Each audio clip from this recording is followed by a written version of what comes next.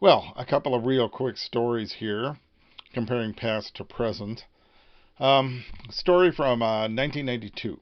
I was working for American Airlines, and I had a friend in England, and I decided to go over there for a long weekend. Anyway, make a long story short, I'm on the train from Birmingham to Warwick. I was going to go explore Warwick Castle. So on the train, I get to talking with this man who was traveling with his young daughter.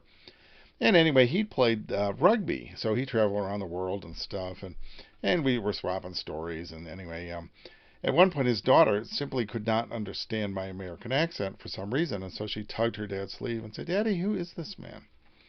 And he looked at her and he said, "Well, this gentleman is from Texas, and he rides a horse to work every day."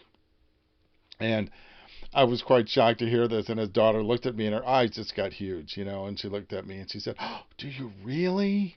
And I said, "Well, not every day." So, anyway, I thought that was kind of a cute thing, and of course, now I can't ride a horse if my life depended on it. Oh well.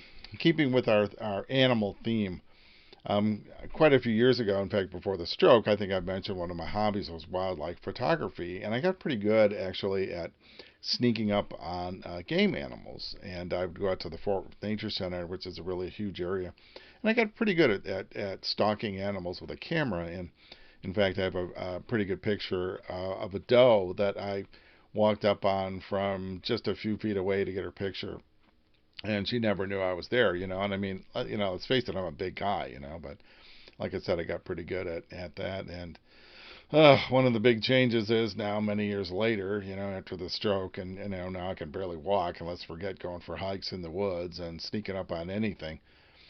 So the results from such a thing these days are considerably different and much more disappointing.